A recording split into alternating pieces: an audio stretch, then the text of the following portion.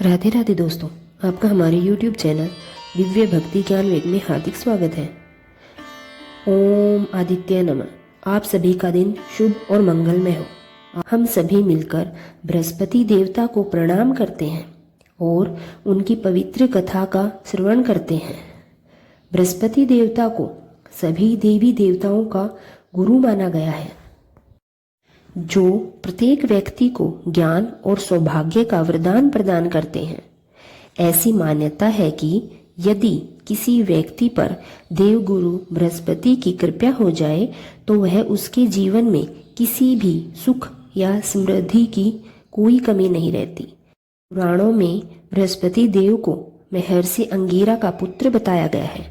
कथा के अनुसार जब महर्षि अंगिरा की पत्नी को लंबे समय तक संतान प्राप्ति नहीं हुई, तब उन्होंने भगवान ब्रह्मा जी से प्रार्थना की। तब ब्रह्मा जी ने उन्हें एक विशेष व्रत बताया, जिसे पुष्वन व्रत कहते हैं। इसके बाद महर्षि अंगिरा की पत्नी ने श्री सनत कुमारों से इस व्रत की संपूर्ण विधि जानकर पूरी श्रद्धा के साथ पुष्वन व्रत संपन्न किया। इस व्रत के पुण्य प्रभाव से उन्हें एक अत्यंत तेजस्वी पुत्र की प्राप्ति हुई, जिन्हें हम बृहस्पति के नाम से जानते हैं।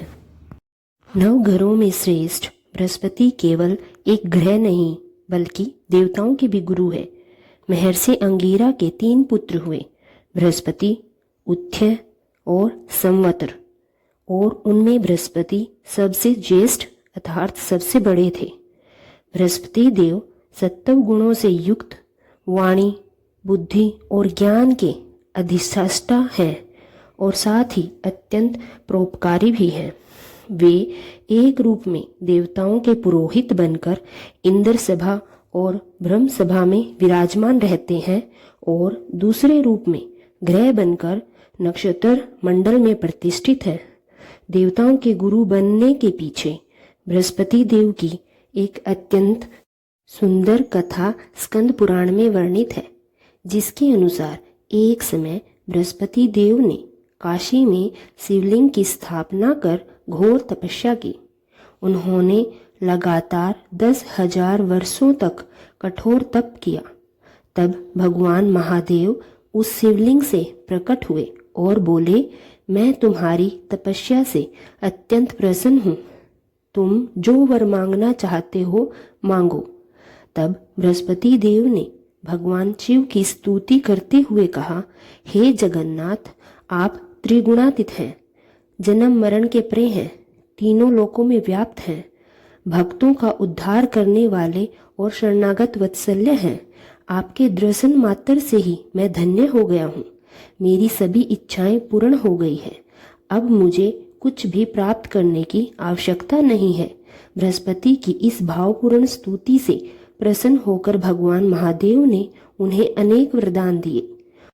उन्होंने कहा, हे अंगिरस, तुमने अत्यंत महान तप किया है, इसलिए तुम इंद्र आदि देवताओं के पालक और ग्रहों में सर्वोच्च पूजनीय बनोगे और तुम्हारा नाम बृहस्पति होगा। महादेव ने आगे कहा, हे 11 तुम महान वक्ता और विद्वान हो, इसलिए तुम्हारा एक नाम वाचस्पति भी होगा। जो भी प्राणी तुम्हारे द्वारा स्थापित इस बृहस्पतिश्वर लिंग की आराधना करेगा, उसे तुम्हारी इस स्तुति का पाठ करेगा, उसे मनोवांछित फल प्राप्त होगा और ग्रहों से उत्पन्न कोई भी बाधा उसे परेशान नहीं करेगी। इतना कहकर भगवान महादेव ने सभी देवताओं को बुलाया और बृहस्पति देव को देवाचार्य तथा गुरुदेव के पद पर प्रतिष्ठित कर दिया। बृहस्पतिवार व्रत की पौराणिक कथा के अनुसार प्राचीन समय की बात है। भारतवर्ष में एक राजा राज्य करता था। वह बहुत ही प्रतापी और दानी राजा था। वह नित्य प्रति मंदिर में भगवान के दर्शन करने के लिए जाया करता था। वह ब्राह्मणों और गुरुजनों की सेवा बड़ी श्रद्धा भाव से करता था। उसके द्वार से कोई भी याचक निराश नहीं लौटता था।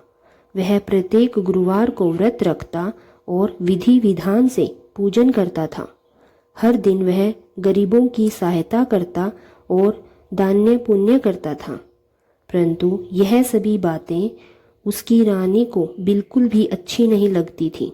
वह ना तो स्वयं कोई व्रत करती थी और ना ही किसी को एक भी पैसा दान में देती थी, बल्कि वह राजा को भी ऐसा करने से किया करती थी। एक समय की बात है कि राजा शिकार खेलने वन में चले गए और घर पर केवल रानी और उसकी दासी ही थी। उसी समय गुरु बृहस्पति देव साधु का रूप धारण करके राजा के दरबार पर भिक्षा मांगने पहुंचे। जब साधु ने रानी से भिक्षा मांगी तो रानी कहने लगी, हे साधु महाराज, मैं इस दान और पुण्य से तंग आ चुकी हूँ। इस कार्य के लिए तो मेरे पतिदेव ही बहुत है। अब आप ऐसी कृपया करें कि हमारा सारा धन नष्ट हो जाए और मैं आराम से रह सकूं। साधु रूपी बृहस्पति देव ने कहा, हे देवी, तुम बड़ी विचित्र हो। संतान और धन से कोई भी दुखी नहीं होता, बल्कि हर कोई इन्हीं की इच्छा करता है। पापी व्यक्ति भी पुत्र और धन की कामना करता है। यदि तुम्हारे पास अधिक धन है तो तुम भूखों को भोजन कराओ, प्याऊ लगवाओ, ब्राह्मणों को दान दो, धर्मशालाएं बनवाओ, कुआं, तालाब, बावड़ी, बाग बगीचे आदि का निर्माण करवाओ, निर्धन कन्याओं का विवाह करवाओ और यज्ञ आदि पुण्य कार्य करो। ऐसे कर्मों से तुम्हारा और तुम्हारे कुल का नाम परलोक में सार्थक होगा और तुम्हें स्वर्ग की प्राप्ति होगी। लेकिन रानी को साधु की यह बातें बिल्कुल पसंद नहीं आई। उन्होंने कहा, हे साधु महाराज, ऐसे धन की कोई आवश्यकता नहीं जिसे मुझे दूसरों को दान देना पड़े या जिसे संभालने में ही मेरा सारा समय व्यर्थ हो जाए। तब साधु ने कहा, देवी, यदि तुम यही चाहती हो या तुम्हारी यही इच्छा है तो जैसा मैं कहता हूँ वैसा करो। बृहस्पतिवार के दिन घर को गोबर से लेपना, अपने केसों में पीली मिट्टी लगाकर उसे धोना, राजा से कहना कि वह दाढ़ी कटवाए और भोजन में मांस मदिरा का सेवन करना, कपड़ों को धोबी के यहाँ धुलने देना। इस प्रकार 7 बृहस्पतिवार करने से तुम्हारा सारा धन नष्ट हो जाएगा। ऐसा कहकर साधु रूपी बृहस्पति देव अंतर्ध्यान हो गए। रानी ने साधु के कहे के अनुसार कार्य किया और वह 7 बृहस्पतिवार तक वैसा ही करने लगी। लेकिन केवल 3 ही बृहस्पतिवार बीते थे कि उसकी सारी धन संपत्ति नष्ट हो गई। अब स्थिति यहाँ तक आ गई कि भोजन के लिए भी परिवार को तरसना पड़ा। वे सांसारिक दुखों से अत्यंत पीड़ित हो गए। तब राजा रानी से कहने लगे, हे रानी, तुम यहाँ रहो, मैं दूसरे देश को जाता हूँ, क्योंकि यहाँ सभी लोग मुझे पहचानते हैं, इसलिए मैं यहाँ कोई भी काम नहीं कर सकता। मैं प्रदेश जाकर काम धंधा करूँगा, शायद हमारे भाग्य बदल जाए। ऐसा कहकर राजा प्रदेश चला गया। वह वहाँ जंगल से लकड़ी काट कर लाता और शहर में बेचता। इसी तरह अपना जीवन व्यतीत करने लगा। इधर राजा के बिना रानी और दासियां बहुत दुखी रहने लगी। कभी भोजन मिलता तो कभी केवल जल पीकर ही रहना पड़ता। एक बार तो रानी और दासियों को 7 दिन तक बिना भोजन के रहना पड़ा। तब रानी ने दासियों से कहा, हे दासी, पास के नगर में मेरी बहन रहती है, वह बहुत धनवान है। तू उसके पास जा और वहाँ से 5 शेर अनाज मांग कर ला, जिससे कुछ समय तक हमारा गुजारा हो सके। दासी रानी की बहन के पास गई। उस समय रानी की बहन पूजा कर रही थी। दासी ने कहा, हे रानी, मुझे आपकी बहन ने भेजा है, कृपया मुझे 5 शेर बेझट दे दीजिए।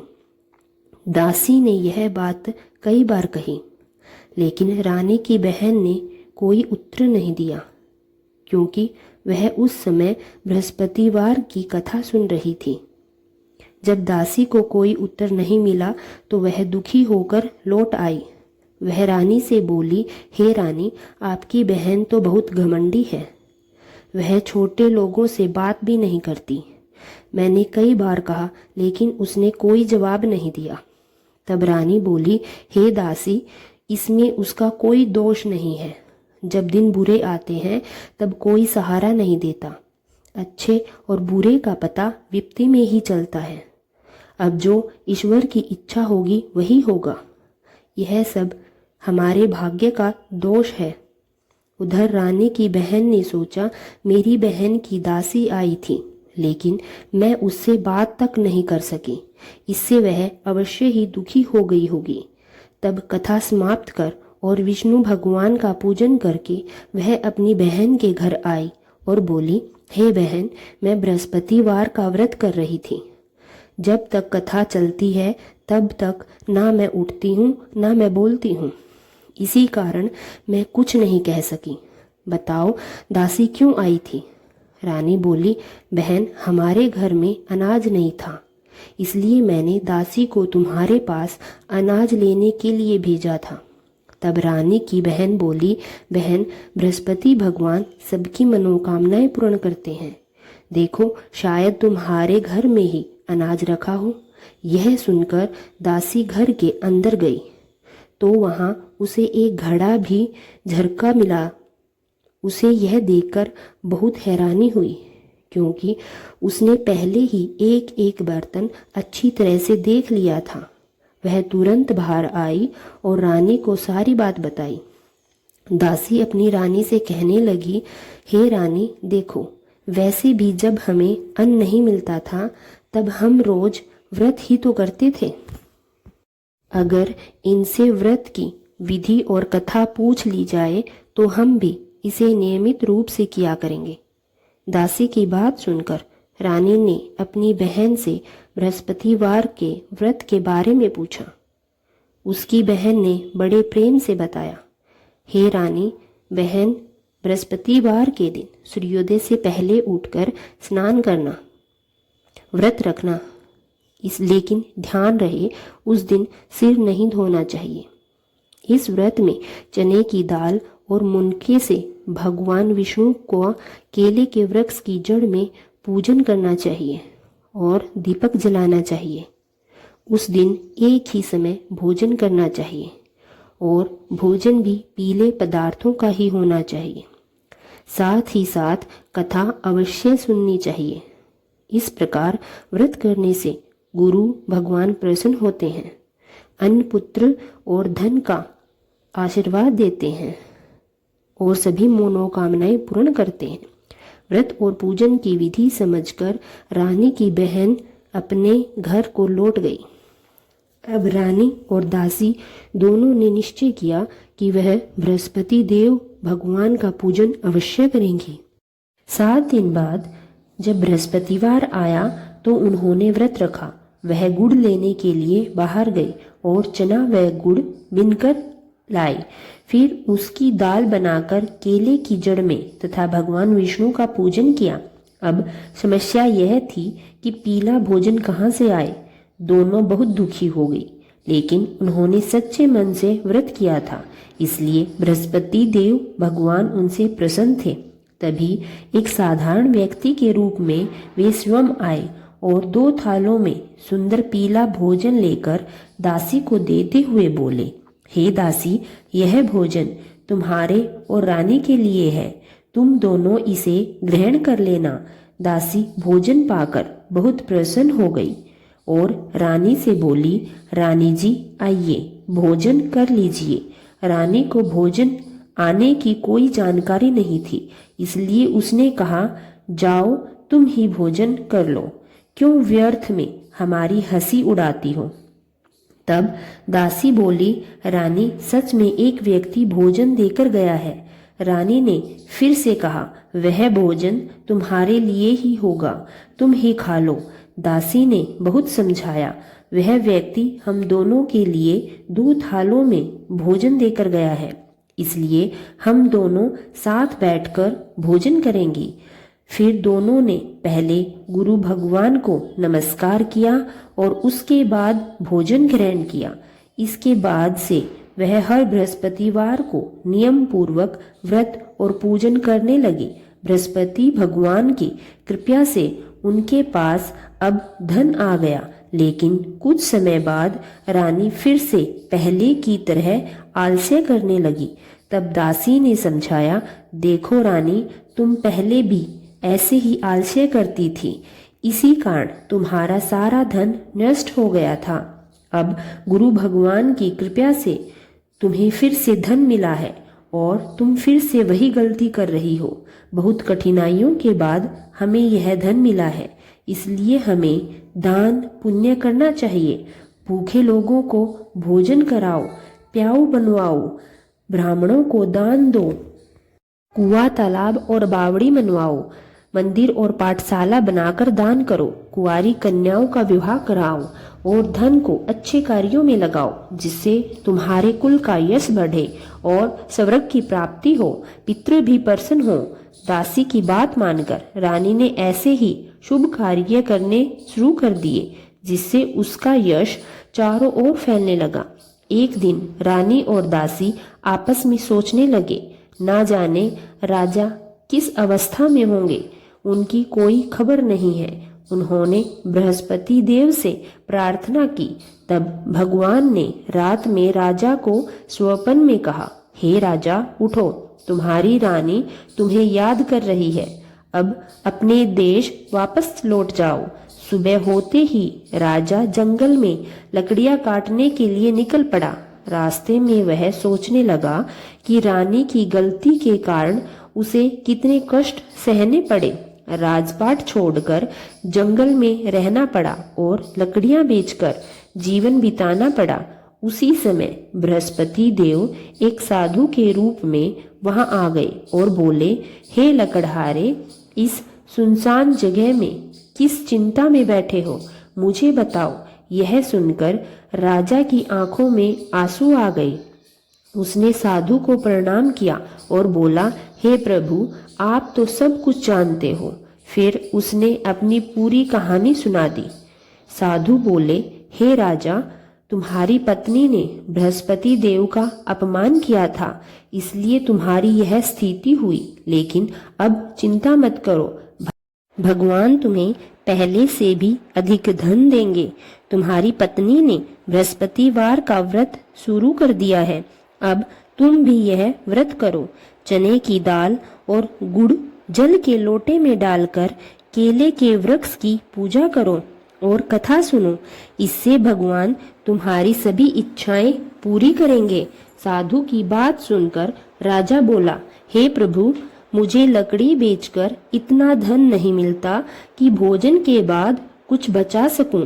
मैंने रात में अपनी रानी को भी व्याकुल होते देखा है, लेकिन मेरे पास कोई साधन नहीं है जिससे मैं उसकी खबर ले सकूं, और मैं बृहस्पति देव की कथा कैसे कहूं, मुझे तो कुछ भी नहीं मालूम।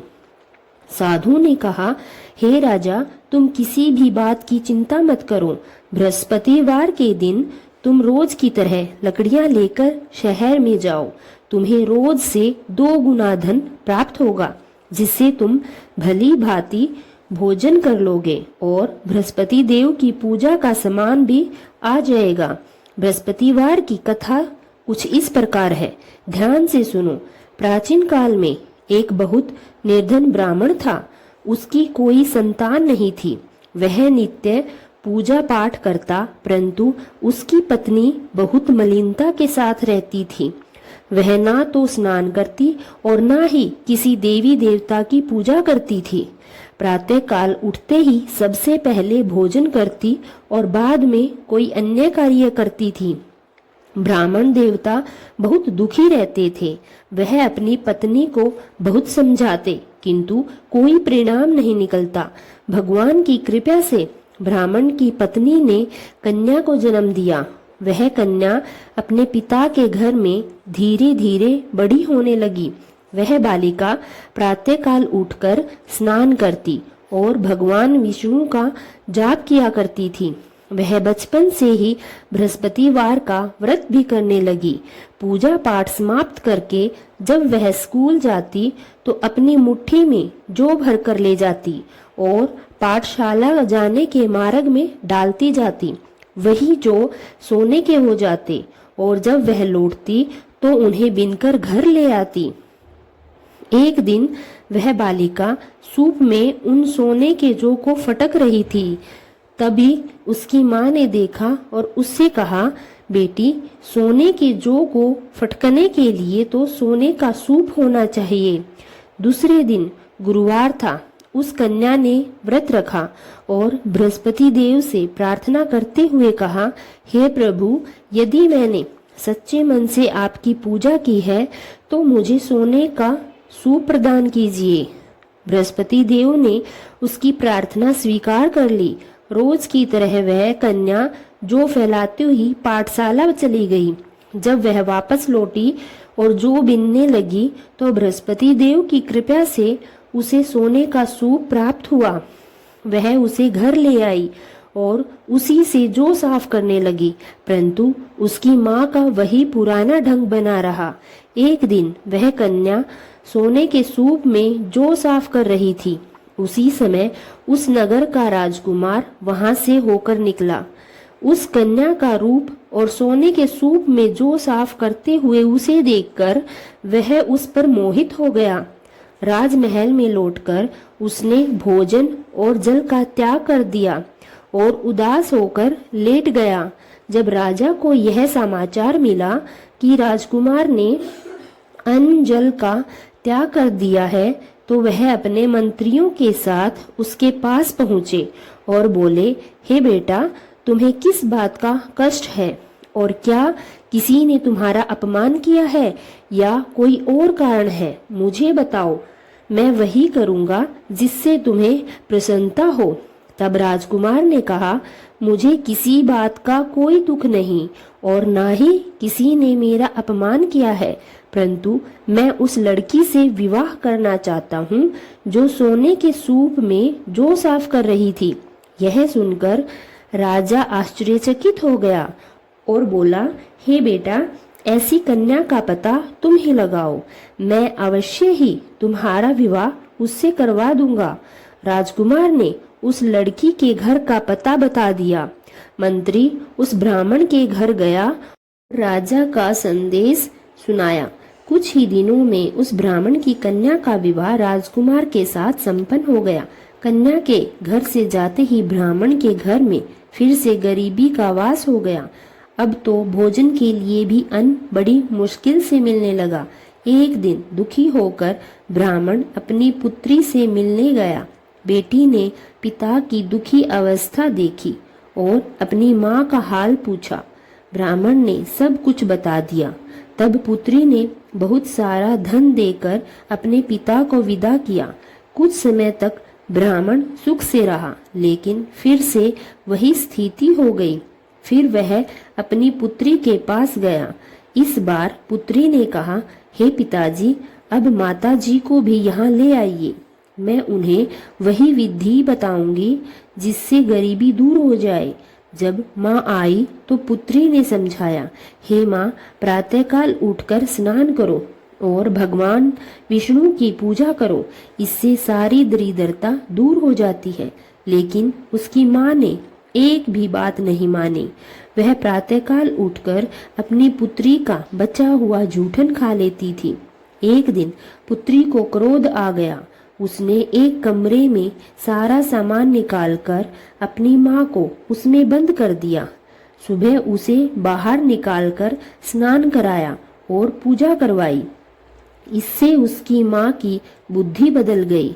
इसके बाद वह नियमित रूप से पूजा करने लगी और हर बृहस्पतिवार व्रत रखने लगी। इस व्रत के प्रभाव से वह भी बहुत धनवान हो गई और अंत में स्वर्ग को प्राप्त हुई। ब्राह्मण ने भी सुखपूर्वक जीवन बिताकर स्वर्ग प्राप्त किया।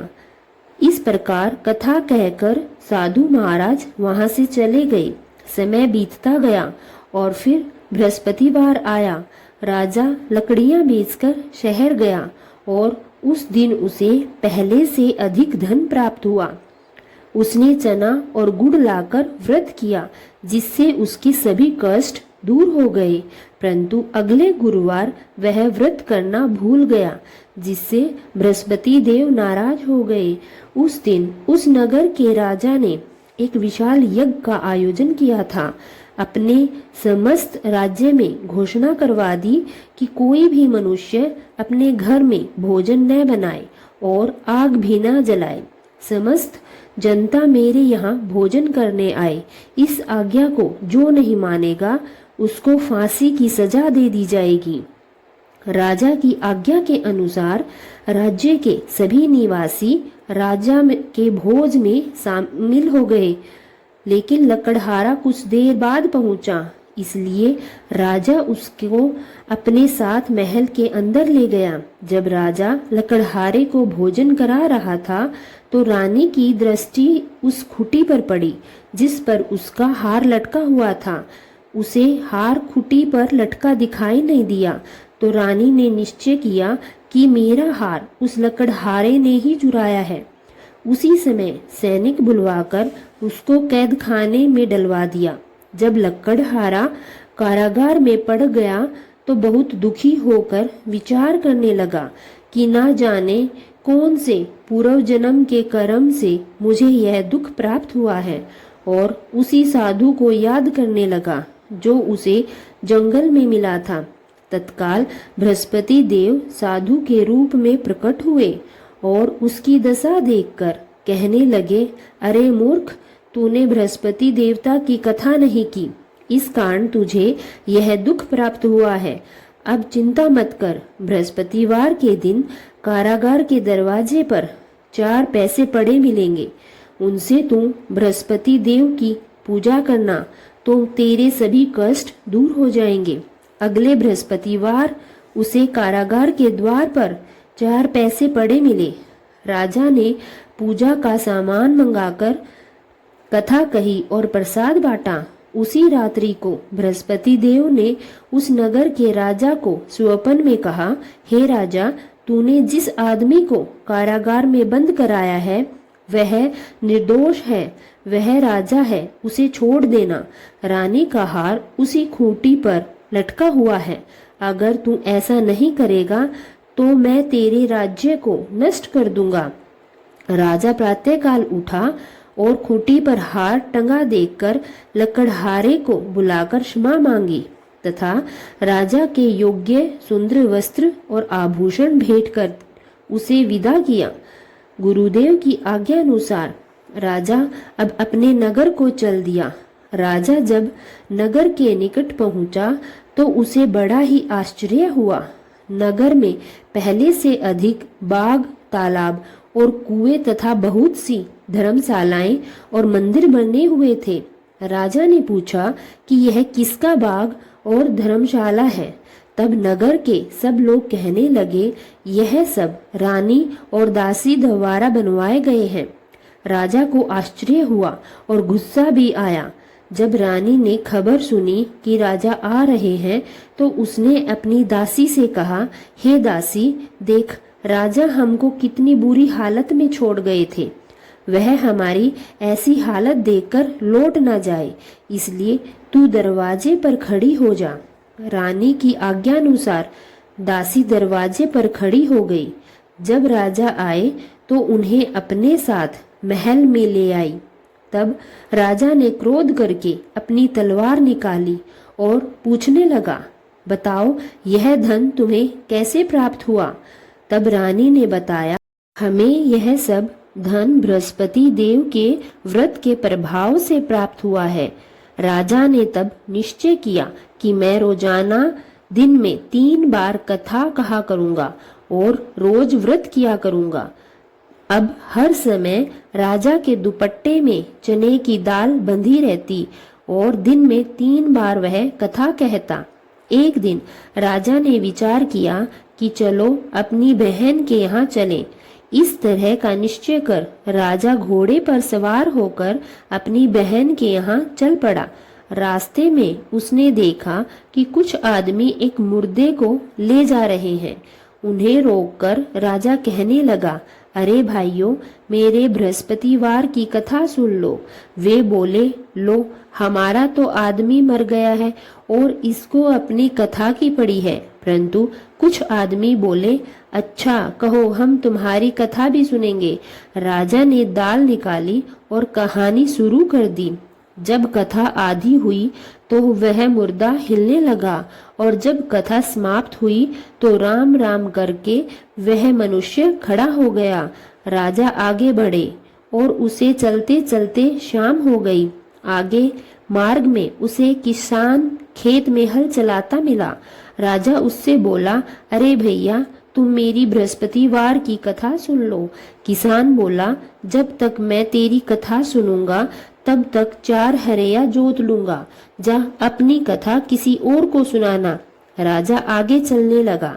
राजा के हटते ही बैल पछाड़ मारकर गिर पड़े और किसान के पेट में बहुत जोर से दर्द होने लगा। उसी समय किसान की माँ रोटी लेकर आई। उसने यह सब देखा तो अपने पुत्र से सब कुछ हाल पूछा।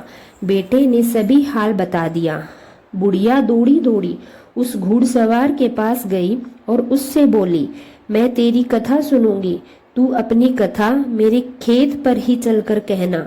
राजा ने लौटकर बुढ़िया के खेत पर जाकर कथा कही, जिसके सुनते ही बैल खड़े हो गए और किसान के पेट का दर्द भी बंद हो गया। अब राजा अपनी बहन के घर पहुंच गया। बहन ने भाई की खूब मेहमानी की। दूसरे दिन प्रातःकाल राजा जगा तो उसने देखा कि सब लोग भोजन कर रहे हैं। राजा ने अपनी बहन से पूछा कि ऐसा कोई मनुष्य है जिसने भोजन ना किया हो, जो मेरी बृहस्पतिवार की कथा सुन ले। तो बहन बोली, हाँ भैया, यह देश ऐसा ही है। पहले यहाँ लोग भोजन करते हैं, बाद में अन्य कोई काम करते हैं। अगर पड़ोस में कोई होगा तो देखकर आती हूँ। ऐसा कहकर बहन देखने चली गई, परंतु उसे कोई भी ऐसा व्यक्ति नहीं मिला जिसने अभी तक भोजन ना किया हो। फिर वह एक कुम्हार के घर गई, जिसका लड़का बीमार पड़ा था। उसे पता चला कि उसके यहाँ 3 दिन से किसी ने भोजन नहीं किया है। रानी ने अपने भाई की कथा सुनने के लिए कुम्हार से कहा तो वह तैयार हो गया। तब राजा ने जाकर बृहस्पतिवार की कथा कही, जिसको सुनकर उसका लड़का ठीक हो गया। अब तो राजा की प्रशंसा होने लगी। एक दिन राजा ने अपनी बहन से कहा, हे बहन, अब मैं अपने घर जाऊंगा, तुम भी तैयार हो जाओ। राजा की बहन ने अपनी सास से अपने भाई के साथ जाने की आज्ञा मांगी तो सास बोली, चली जा, परंतु अपने लड़कों को मत ले जाना, क्योंकि तेरे भाई की कोई संतान नहीं है। बहन ने अपने भाई से कहा, हे भैया, मैं तो चलूंगी, परंतु कोई बालक नहीं जाएगा। राजा ने कहा, जब कोई बालक नहीं चलेगा तो तुम भी जाकर क्या करोगी। फिर दुखी मन से राजा अपने नगर को लौट आया। राजा ने अपनी रानी से कहा, हम निसंतान हैं, इसलिए हमारे घर आना कोई पसंद नहीं करता। हम निर्वंशी राजा हैं। ऐसा कहकर वह बिना भोजन किए शैया पर लेट गया। रानी बोली, हे प्रभु, बृहस्पति देव ने हमें सब कुछ दिया है, वे हमें संतान भी अवश्य देंगे। उसी रात बृहस्पति देव ने राजा को स्वप्न में कहा, हे राजा, उठ, सभी सोच त्याग दे, तेरी रानी गर्भ से है। राजा को यह जानकर बड़ी प्रसन्नता हुई। 9वें महीने रानी की गर्भ से एक सुंदर पुत्र पैदा हुआ। जब राजा की बहन ने यह शुभ समाचार सुना तो वह बहुत खुश हुई और बधाई लेकर अपने भाई के यहाँ आई। तभी रानी ने कहा, घोड़ा चढ़कर तो नहीं आई, गधा चढ़कर आई हो। राजा की बहन बोली, भाई, मैं इस प्रकार ना कहती तो तुम्हें संतान कैसे मिलती। बृहस्पति देव ऐसे ही हैं, जिसके मन में जो कामनाएं रहती है सभी को पूर्ण करते हैं। जो सद्भावना पूर्वक बृहस्पतिवार का व्रत करता और कथा पढ़ता है अथवा सुनता है और दूसरों को भी सुनाता है, बृहस्पति देव उसकी सभी मनोकामनाएं पूर्ण करते हैं। बृहस्पति देव उनकी सदैव रक्षा करते हैं। जो संसार में सद्भावना और सच्चे मन से बृहस्पति देव का पूजन करते हैं, उनकी सभी मनोकामनाएं उसी प्रकार पूर्ण होती है जैसे रानी और राजा ने बृहस्पति देव की कथा का गुणगान करके किया। उनकी सभी इच्छाएं बृहस्पति देव ने पूर्ण की। मनुष्य को हृदय से उनका मनन करते हुए जयकार करनी चाहिए। प्रेम से बोलिए, बृहस्पति देवता की जय।